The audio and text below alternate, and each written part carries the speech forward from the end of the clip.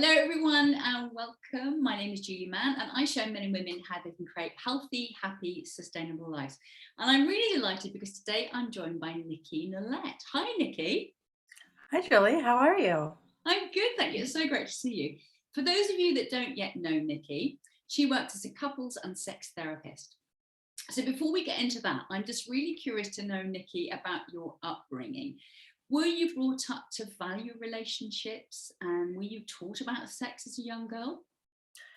I was raised to value relationships very highly, but I was not educated about sex growing up. I actually went to a Catholic school where everything was very taboo when I was growing up. So I didn't actually grow up with that in my catalog or in linguistics. We've never talked about it. So, Wow. uh, Okay. So I know that before you started doing what you do now, you've worked in lots of different professions, haven't you? You've been a I production have. manager, an office manager. You've also worked as a travel agent. What was it like working in those areas? Um, I really enjoyed the capacity of everything that I've done in relationship with other people. And that's actually how I ended up doing what I did because I worked in human resources, I worked in production, I worked in customer service. And all of them contributed to me developing relationships with people that were around me, whether I was directly interacting with them or whether I was interacting with them on a professional capacity, just on the back end of the backstage of productions and stuff. So I just have really enjoyed learning about human behavior and why people have done things, and that's where that curiosity kind of fostered. So, Brilliant. So what was it then that your parents taught you about relationship that you then took through your life? well, growing up, we learn our family becomes our little pod, don't we? Right? We before we go out into the world, before we learn how to speak to each other, before we start having relationships, even in early childhood. And so we learn what to do in our families. And my family said that relationships are very important. And it's really, going forward, especially with family relationships, that it's this is what your support system is. So going forward, I always learned that friends were an extension, but family always was the core. And so, as friends, we get to choose who we want to be around, and family, we kind of don't have as much choice. But, I was lucky enough to have a family that was very supportive and very fostering of me going out and socializing with others too. Which is amazing because of course a lot of people don't have that, do they? Right. Right. So, I'm very grateful to have had that type of upbringing that fostered values around relationships and what it means to have relationships with each other, and that it's not just a one way, irrespective relationship where it's just, a give or a take relationship, that it has to be more of a reciprocation. Absolutely. So you just mentioned values. So what kind of values did your parents talk about? Values of, that we're from different paths, different lives, right? We're all nuanced, we are multi-layered individuals, we all have different stories, we all come from different backgrounds. My parents are from different cultures themselves, so even my family was, multi-ethnic, bringing in different cultures. So everything was kind of like a mixing pot. So it was really nice because going forward, I learned how to look through different perspectives, how to learn about people. And that kind of, my curiosity was kind of the kindling part of it, and learning about other people and what people did. And, I actually didn't grow up in the States. I was born in Australia and then came over and immigrated to the States. So when I came in, it was more of learning how to acculturate into a culture that was very different than what we've had, and how my parents have created a culture. Every family creates different culture. You have a culture inside your family, you have a culture with your friends, right? We start to move outwards as we extend towards society. So Wow. So how old were you when you left Australia? I was about 4, so it was a wee little. Um, But yeah, so that's why I have no accent. Everyone's like, "What? You're from Australia? You have no accent." But everyone has their different story. Um, so yeah, so I've really enjoyed just really engrossing myself and learning. And I have found that through time, through lessons learned, right, good or bad, that you learn a lot more through listening than trying to equivocate or like be evocative of your own story sometimes. Oh, absolutely. Totally agree with that. And obviously, that's one of the important skills doing what you do right now. But what happened then between working in HR and then deciding to become a couples and sex therapist? Oh, well, there was a great amount of time in between then. I did HR when I was in my 20s and I was learning. I lived in New York City at the time. That was a kind of a melting pot of all sorts of cultures, right? So you just feel like it's kind of moving parts all along. And between HR and a therapist, along the way, I just had a number of family members and friends that have come to me for advice or come to me to lend an ear just to sit with them and talk with them. And I have always enjoyed that process. I just never knew that I could actually do that in a career. And I didn't know that until I sat down with myself in my 30s to say, what is it that I want to do? It's unfortunate that I didn't do it earlier, but every that's part of the game, right? Is like we learn what we want and we start to question, like, is this really what we want to do with our lives? And from the HR perspective, I was working in a clinical cancer um, hospital, and I found myself gravitating to talk to the patients of the center and to talk to the all of the employees. So I was fostering all of these relationships where sometimes you don't have time to do that, right? When you're giving out payroll and you have so much, um, paperwork and administrative work to do. So it was interesting because I just found myself gravitating more towards relating to people versus being on the sidelines and doing things in the background. So, when I sat down and I I didn't readily just go into therapy because I had previous to this never really had a lot of experience. So I got my own therapist. I started interviewing people. What was your experience as a therapist? Like, tell me how you found your way to do this. And I did informational interviews to people and found out, like, wow, there's a whole world of things that can open to your fingertips and things that I've never explored, things that I had never thought of. And that's when I decided to actually educate myself that way. So, Brilliant. What would yeah. you say that couples struggle with most when it comes to relationship? I think the common thread that is the hardest thing to also learn and to break is communication, right? And it's kind of sometimes, majority of the time when they come in, it's more of a misfire. It's not that anyone is doing anything wrong. It's more of that there's, uh, we don't learn how to effectively communicate with each other growing up. We don't learn how to hear each other or to learn another person's perspective and understanding.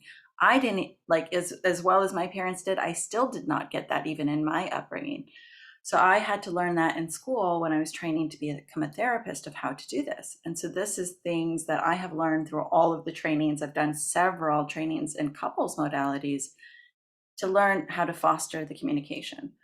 And the communication is really learning about what is your partner's world, like what is their perspective, where are they coming from.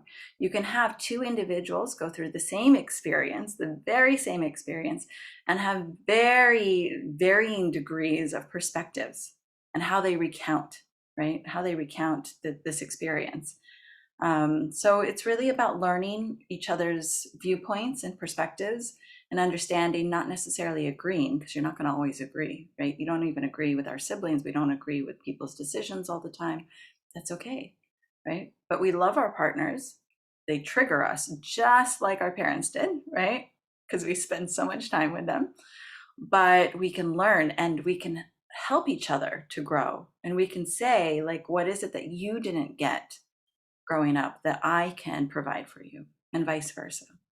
And that probably is the core issue that comes up in the reason that my clients come in most often. Yeah, I mean, good communication skills, whether it be in an intimate relationship or any other relationship, is what has the relationship be great, isn't it? Yes. Yeah.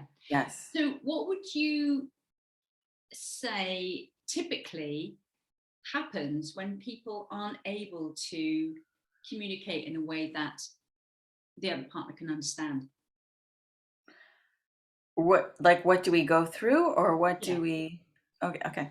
So in order to hear each other, normally we are full of bad habits when we have communication.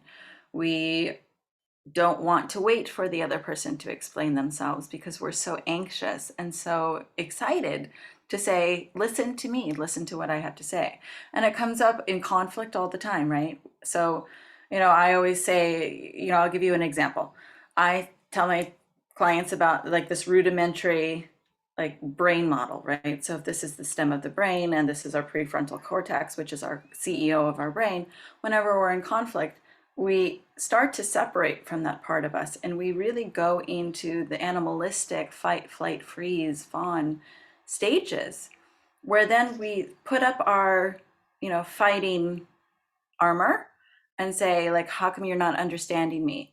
But that isn't necessarily an invitation to your partner, is it? Right?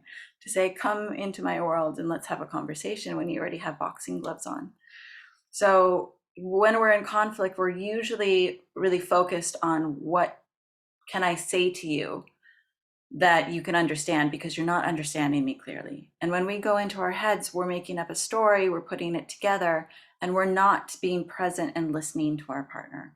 So that's the biggest thing that we learn. And we also talk over each other. We have lots of bad habits that we're taught when we grow up, and even as we become adults, that we still continue to do, right? So it's about trying to learn how to slow down and learn what the bad habits are and learn a different way of communicating and a different way of connecting, right? I happen to use imago relationship therapy as my model for the structure that's held when I have my couples relate to each other. And not all couples therapists use it. I love it because it helps the couple learn how to communicate between themselves rather than utilizing the therapist to talk to and then learning communication. But I actually have them sit and communicate with each other and use me as a guide to help them to do it on their own, because my intention is, let's learn the skills, let's get connected, and then let's have wings and take flight and try it on your own. And when you need a little tune up or to come back in, let's have a long-term plan that 6 months, a year down the road, we come back in. So we're not losing those skills that you invested so much time, effort, and money into. That's so Does that brilliant. answer your question? It absolutely does. And I guess part of the problem is initially that one partner doesn't actually want to come and see a therapist. They think Yes. that perhaps that the problem is with the other person, and that if only they were fixed, it would all be okay. Julie, I cannot tell you how many times that happens, right? And that's pretty common. But usually you have one person that's very, not necessarily averse to doing couples therapy, but really scared. Like if they're going to come into the room and their partner is going to be the one to blame them or criticize them, and it's all their fault. The relationship isn't working because of them, right? But what we learn in couples therapy is it's not one side or the other, right? And so I tell them when they come in, even in free consultation, right, is that it's not because one person is doing anything. A relationship is a contribution from both parties. And we can even try to create new relationships, even if the past relationship is non-functional. It's like embedded in gridlock, that you have a new opportunity to try something new, to learn something new, as if it was a new language, right? And sometimes that's what people really struggle with, is because it really takes a long time to relearn what we've already, all of the bad habits of communication. We have to relearn how to communicate properly with each other. And that can take time. But for the person that's really scared, right, in relationships, in the context of relationship therapy and couples therapy, it's about holding space for both individuals, and that it's a place that's free of criticism, free of blame, free of shaming, right? And so, in zero negativity, and we make that commitment even for the time that you're there in the space, just to be willing to allow a little bit of curiosity, understanding, and empathy into the space. And you'd be really surprised how far that goes if they're able to do that. So brilliant. And I absolutely love that word curiosity. I think if you stop being curious about someone, then it's kind of a bit dead anyway, really. yes, you can be married for 60 years and still not know everything about, your spouse or your partner. You can be in relationship for however long, and I think that's part of the juicy part of a relationship, right? Is we're never with our partner 24 hours. We are definitely, we don't have, well, most of us, I will say not all of us, right? Most of us, the majority of us don't have ESP to, you know, to be able to make those decisions for our partner. Sometimes we finish our partner's stories, but we're not quite sure if that's really the story that they wanted to tell. Right. Yeah, absolutely. I'm not one for generalizations, but I am really curious to know, in your experience, Nikki, whether it's more women that instigate it or men, or how does it work for you? It's actually quite half-half. Surprisingly, I think a lot of people expect the women to do more of the reaching out, because women are more of, if this doesn't work, let's find solutions and help. And men are more inclined, generally, right, generally speaking, to say, we can do this, let's just figure out a way. But I actually have had 50-50. So I've had men reach out to me to say, we've really tried, and we're in a place where we're really stuck with one another, and we really need help to do this. We love each other, and I hear the same thing from the women. So it kind of, there is an equal paring for both. Tendency more to lean towards more females that reach out, but there are a lot of men also that do as well.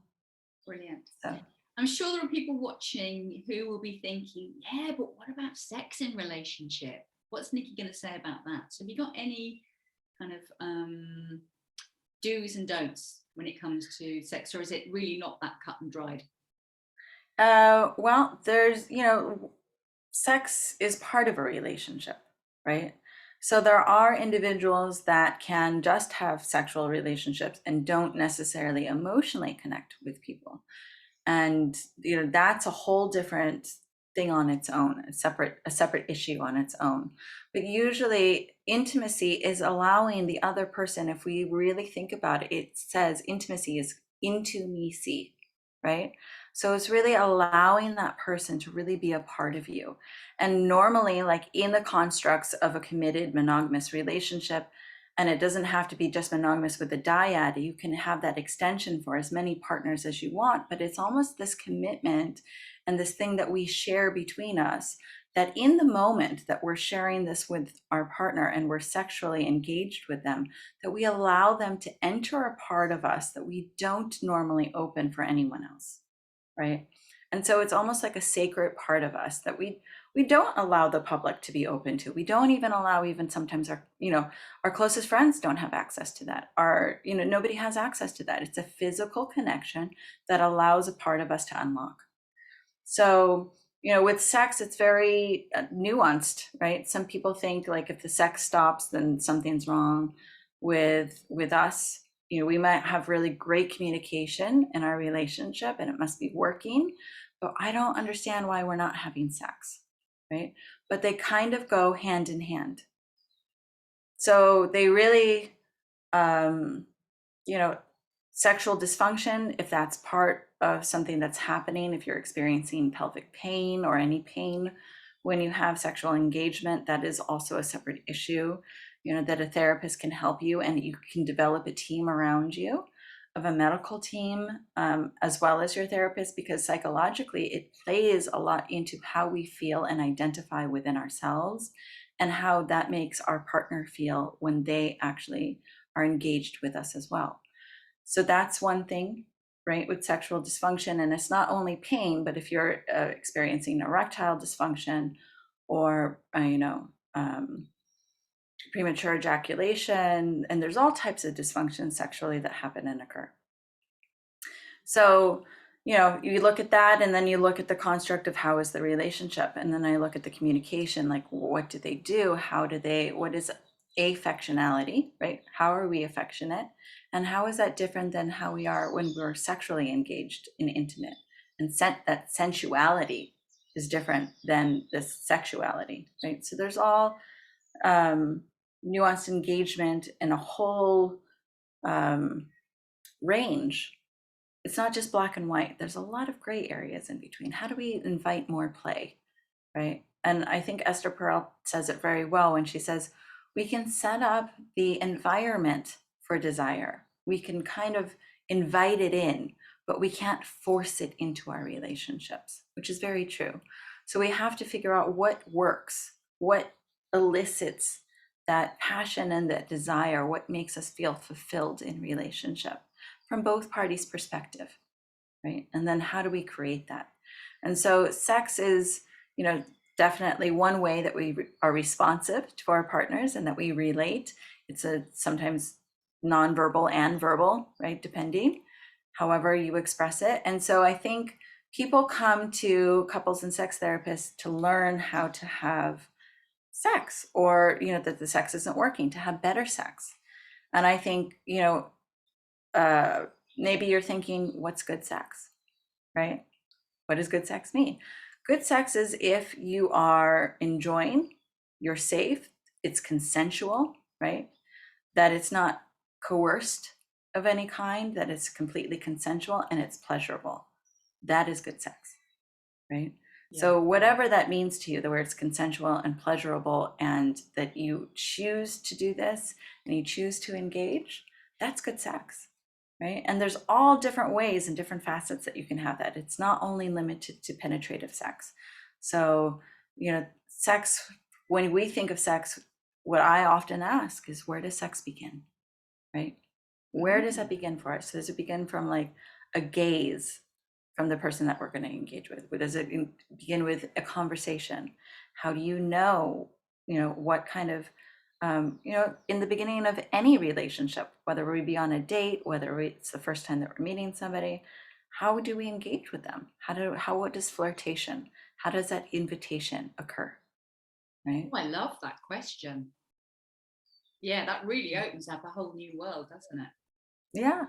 Well, because we don't go just from like, hi, nice to meet you, to let's go to the bedroom, do we?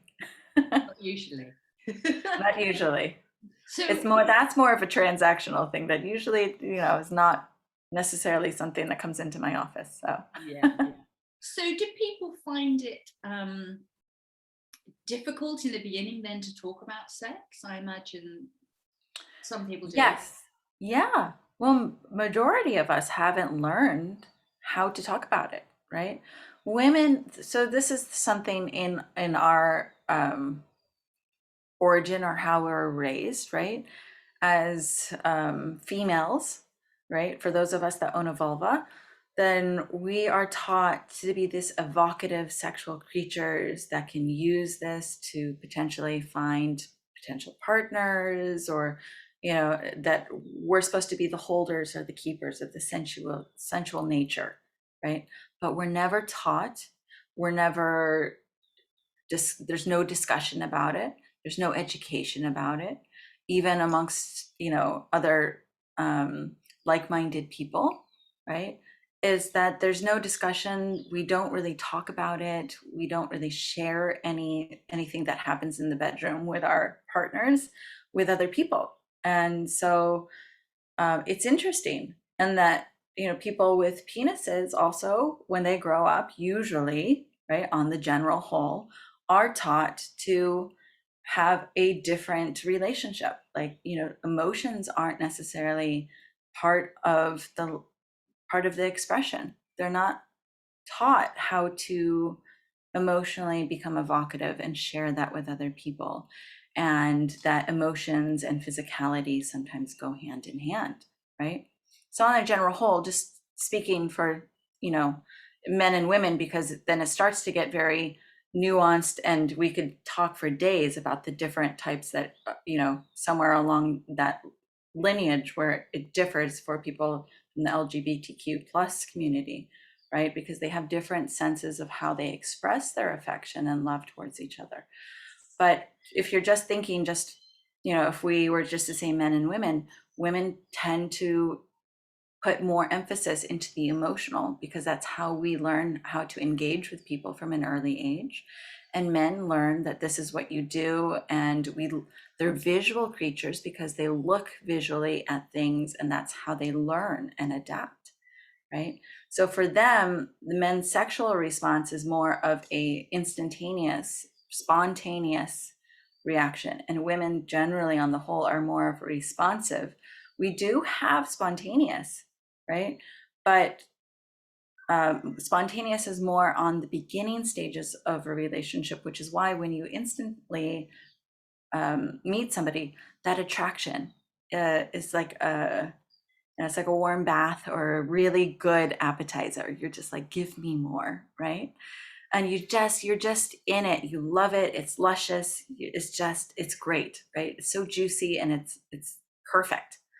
But later on down the road, we wonder, like, why aren't we so sexually aroused as what we were when we were first with our partners, right? And now we've reached this stage where we don't have as much sexual libido or sexual appetite. And so sometimes we get disappointed with ourselves because we hold that construct and that expectation that we once had that, and now it's a miss. And so that changes over time. Our body changes as we age. And as we get more, there's more comfort in a relationship. We have more investment in a relationship.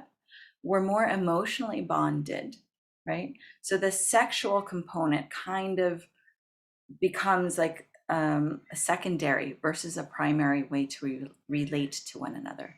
Because when we start to embed more trust in the individual, we have more attachment, right? And more of a dependency.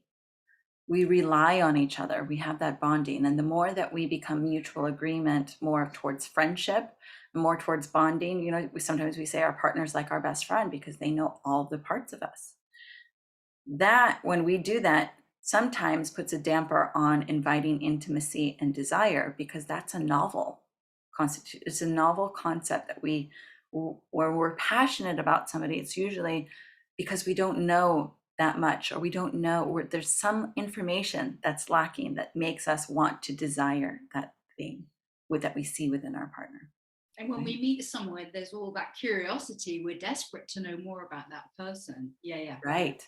It's like opening a book. You're only in the first chapter, right? Yeah. Like you're reading. I mean, we don't always get to read the table of contents in a relationship. Otherwise, we might not be there, right? Good point. You actually say that you guide people in learning how to connect in a way they can be heard, understood, loved, cherished, and to create a fulfilling relationship, whatever the timeline of their partnership. Now, the word cherish, that's something that I remember as part of marriage vows. How would you say someone would know? How would someone know if they're being cherished or they are cherishing a partner? Because it's a word that we don't really use very often. That's very true, actually. When we think about cherishing our partner, I think it goes hand in hand with adoration, right? And so when you feel that your partner is doing things for you with your best interest in mind, right? I'm sure that many of us have read Gary Chapman's book on the 5 love languages, right? And sometimes we function on all 5, but sometimes we have a proclivity to have 1 or 2 as our main construction. And so whenever that happens, we can see or we can feel our partner being present with us, right? And when we feel cherished, we feel like we are a priority in that person's life, right? They show us affection, they show us that they care about us. And so then we can say, like, okay, we feel cherished, right? We feel like we are something that's precious to somebody, right? And it's not just that we're here, it's that they actually take us into consideration, want the best for us, and do things to keep us there and to keep us interested and to keep us wanting to be in relationship, because that's what they feel. They feel invested, right? And when we feel that investment from our partner, then we feel more inclined to give, right? So it is a reciprocal nature. So sometimes if it's not present, the thing that is most important to realize is just to give, not with intention to receive, but just to give and to do something towards your partner and towards the relationship that is like a positive note that you can kind of store as if it were like a bank account, right? Because we want to have as many positive interactions as much as possible. And so, there's even research data that John Gottman and, John and Julie Gottman do, that it's a 5-to-1 ratio. So the Gottmans say that for every negative thing that happens in your relationship, 5 positive things have been already occurring for that one negativity to not really land or trigger your partner, which, if we think about it, makes sense, right? Because if we think about, let's just say, like a relationship like a bank account, we put in and we deposit positive currency, right? We can't withdraw if there's nothing there, right? That's really empty, and we go into the negative space, just as our emotions go into the negative space. But if we already have that fostering before, then it's okay. That there's almost a sense of security, is, that's okay. We do the same thing when we hear reviews, right? We look for reviews on restaurants or on providers, and that one negative review stands out far more than any of the positive reviews, right? It's just human nature to look for what's wrong first. What is the security? What is the survival? And then to think about the positive. So we have to train ourselves to do the opposite. That is such a brilliant way of looking at it, like a bank account. Yeah, putting in five deposits for that one potential negative. Fantastic. So I mean, the 5 languages of love I know a little bit about, but not really. I couldn't explain it, and you're the expert, and there will be people watching, Nikki, who actually don't really know what you're talking about. So can you briefly just go over what those 5 languages are? Yeah, of course. So there's acts of service, which is like, doing something for somebody. I either washed your car, I took out the garbage, I, put my socks from the floor into the bin, right? It could be something so simple and so easy as changing a light bulb or whatever it could be. Then there's gifts. When I go away, I think of you and I take a part of you with me, and I want to bring that part of wherever I was to make you know that I had you with me. So gifts doesn't have to be a monetized thing. It can be a post-it on a mirror. It can be like a scribbled note. It can be a hand note. It can be handmade, right? But it was that I took the time to think of you, and I want to show you in a way, through an object, how much this means to me, right? Sometimes it's more of a palpable, tangible thing. And then there is, sorry, in my head, I'm like thinking too. So then there is quality time. How much time am I spending with you? And what does quality time mean, right? Are we really present with one another? And can we really just be with one another without external distractions, right? And in today's world, that's very hard to do because we have technology all around us, right? But how can we do it even in for a 10 to 20 minute time frame, right? Where we can put our phones down, we can close our computers, we can tell the kids, like, give us 10 minutes. We can tell, any whoever's around us, roommates, family members, right? That we can create a space that gives us quality time to really connect. Then there is, sorry, I'm like counting. So we did gifts, quality time, acts of service. There's physical touch, right? Some people are more adept to, I don't really feel or know that you're with me or that you love me unless you touch me. But when you touch me, it fills me up. And, my love tank gets full, right? So people, like, if they want a hug or if they want a massage on the shoulders, holding hands. So any part of that can be physical touch, right? And some people are fostered by that more, right? And then the fifth one, sorry, I know I do this on a regular basis, but sometimes I have to think about that. And so quality time, physical touch, Gifts, acts of service, and listening. I'm sorry? Listening? No, no, listening is not one of them. Listening should be hopefully ongoing and present at all times, right? If you give your partner just the gift of listening, that you say, this is the only time that I'm going to give you a gift, right? So if I'm going to listen to you only in this perspective to fill your love tank, then I'm not doing you a service, or I'm not holding you in that sense of esteem or that sense of respect in a partnership, right? Yeah. So, I mean, we listen, we just don't know how to listen with intentionality most of the time.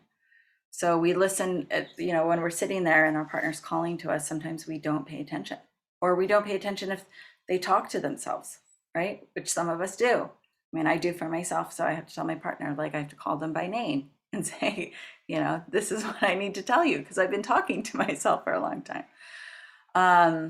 Okay, so the 5 love languages: quality time, physical touch, acts of service, gifts, and oh my gosh, why am I missing the 5th one? So sorry, part of my brain just went offline. But obviously it would be a great idea for people to find out a bit more about that, because if one person, their language of love is receiving gifts, yeah, but the other person's language of love is quality time, and if we're giving the thing or doing the thing that makes us feel filled up with love, but it doesn't our partner, then we're just missing that communication, and so it doesn't really work, does it? Thank you for triggering that for me, because it's words of affirmation, Julie. Is the 5th one. So it's not listening, but giving somebody that,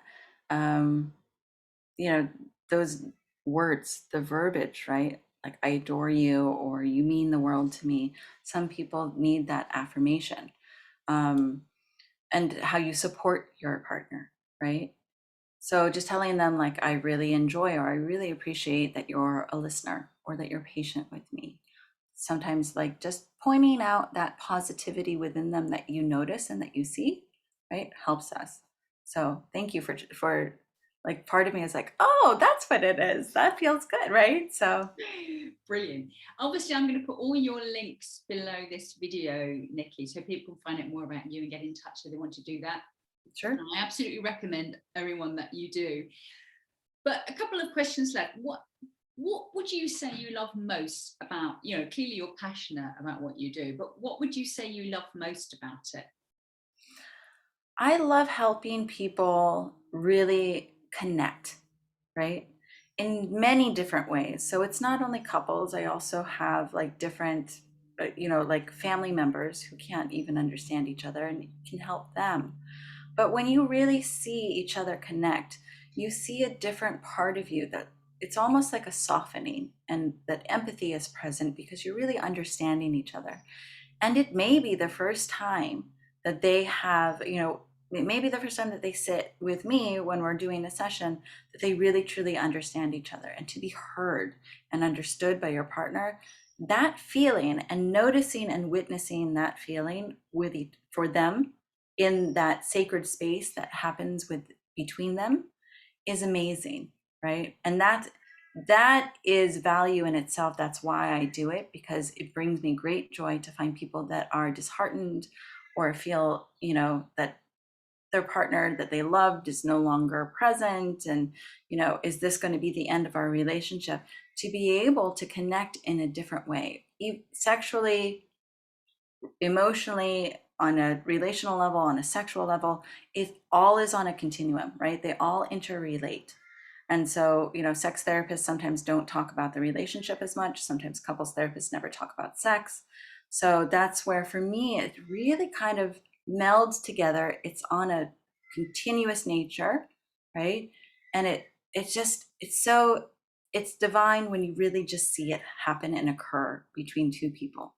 And that if there's so much contempt between them at the beginning, and then you see that fostering like admiration for each other, by the time that we finish the work together. That's really what I love to see. And it's not only in the partnership within couples.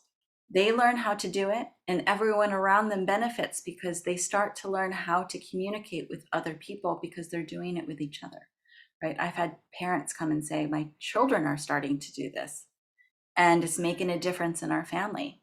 Or I've learned to do this with my, long lost relative that I've kind of cut out and decided no longer to talk with them because it was too hard and too painful to do. And now I have a different understanding of how to communicate with that person. So that's really, what keeps me going and why I love this work, is because it's just, it's an honor for us to be let into the relationship, right? Because that is really sacred and intimate. You don't get to do that. And that's, you're allowing two people to be vulnerable, whether it's two people or one person, but they're being completely vulnerable and opening their deepest hurts and deepest wants of what they want or what they feel is the crux of unfulfillment or desire that they want in their lives. So it's really an honor for us as therapists to be privy to that information. And so part of me feels very honored that my clients come to me, whether they be individual, whether they be couples, whether they be families, to allow me into that part of themselves and to be expressive towards that's what they want, that's what they love, that's what they really crave, but that's something that they feel like they're not getting for themselves right now. Wonderful. So what do you do when you're not working? That's a very good question. I try to, I can't just talk the talk, I have to walk the walk, right? So I also spend time relating to my partner and to my family and creating those relationships and fostering those types of connections. And so that's really where I get my fulfillment. And that's really, what helps me to support me to be able to help others to do it. I have a little 12-pound dog that sits with me in the office. It's always there. And it's, that's also a part of a relationship, right? It's a fostered, it's obviously nonverbal. Sometimes I imagine what this, like little animal might say if they could talk or speak. But yeah, just allowing that space, connecting even with nature. I love to do that. I love to go hiking or to go to the beach and just allow that part of me to open up and allow that nonverbal connection. But yeah, I do it with my partner, I do it with my family. So it's really kind of fostering exactly what I try to teach people to do. I try to do outside of the workplace. Fabulous. One last question. Of course. When you are no longer on this planet, how would you like to be remembered? I'd like to be remembered as somebody that was understanding, kind, gentle, and curious, right? And so you kind of tapped into it because that's my special word, is being curious. Being willing to be curious takes a certain type of energy, right? And so part of me, every individual that I come across, it's more of the curiosity, like, who are you, right? What makes you you? Because we're all individually factored, right? Like there are, like when I say we all have layers, we all have stories. And sometimes we don't get an opportunity to share those stories with others unless we're invited to tell that. So I hope that people remind, when they think of me, they think of this kind person who was there for them and who was very curious about who they were, always wanting to know more, right? It's like almost being like a sponge, but being able to take people's experience in and really, I feel like I learn the most from learning about other people, what they went through, how they experienced things. And just, it's it's like play for me, Julie, right? I see through like different lenses. I put on different glasses every time I go into a different session with my clients. And it's beautiful. Like I get to see different things all the time. I get a tour of a different version of the world. Love it. Oh my goodness, it's been absolutely fascinating and wonderful talking to you. So Nikki Nolet, thank you so very much. Of course. Anytime, Julie.